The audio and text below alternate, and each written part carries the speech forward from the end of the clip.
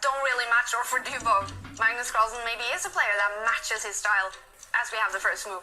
Yeah, every player has someone, a certain style that they struggle to play against, and maybe Dubov is that one for Magnus Carlsen. Meanwhile, though, we do see the first moves, both sides pushing their king's pawn forward on the first turn. A couple of knights have been developed, White bringing his bishop out there. This is very standard stuff. This is called the Italian game, and actually, Daniil Dubov in the past has struggled on the black side of this opening against Maxime Vachier-Lagrave. He lost to Vachier-Lagrave in the third place playoff of the Air Things Masters last month, and he lost to Vachier-Lagrave in this opening in the preliminary stage as well. So Magnus Carlsen, he's sensing that this is the weak spot from Daniil Dubov in the opening. Pieces have come out, both sides have castled now, they've developed towards the centre. Magnus Carlsen's rook moving in the middle there. Very logical, sensible play so far, and I think this is Magnus Carlsen's way of saying, you're not going to attack, we're just going to play a solid game, all the pieces on the board, very solid, stable, and I'm going to slowly tire you out and grind you down. So is that what Magnus have learned now from all the encounters with Daniil? What sort of openings he should choose not to allow Daniil to throw all his pieces out there and sacrifice and do all the crazy stuff he does? Yeah, I think he just says, he's just saying to his opponent, I don't want any more fireworks, I've had enough excitement, I'm just going to bore you into submission. No! Well, knowing Magnus Carlsen, I think we'll get some exciting chess, nevertheless. It's just Dubov's style, he loves to throw the pieces forward, and if we're not going to see it in this game, for sure we will see it when Dubov has the right pieces. Yes, meanwhile, I'm bringing a bishop out there, offering to trade light square bishops. This is very standard stuff. This is the type of position that both players will have had when they were young, many, many times. Pretty sure I had this exact position when I was, just growing up, going through the ranks. And that's because it's just so logical. This is the first thing we teach beginners. Put your pawns in the center, bring all your pieces towards the middle. This is very typical play. We do see the bishops, the light square bishops leave the board, the first pieces to be traded. Yeah, this is an interesting point, because this position has been seen before, but everyone, from barring two people, have actually avoided a bishop trade. And now Magnus is the third person in the database to take that bishop. Yes, and the one thing I do notice about Magnus Carlsen, if pawns are not very strong because they can't move, so they're very inflexible, as David mentioned. But there is an open line for that rook, and the opening of lines, that is an excellent currency for the beginnings of an attack. Maybe Dubov is also happy. Maybe, yes.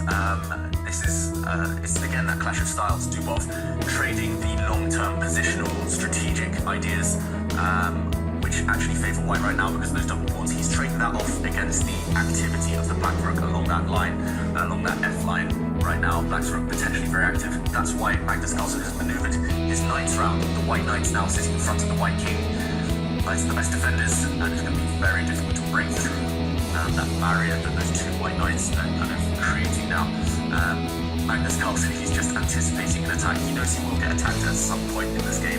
He'll get attacked at some point in every game in this quarterfinal. But he's just saying to Daniil Dubov, try your worst. I'm not going to let you get past those knights. And that's why we see Daniil Dubov play on the other side of the board right now. Black bishop pawn on the left flank, gaining space. Very sensible idea. It looks very alone though. Yep, you're right. That black pawn is the only piece now in the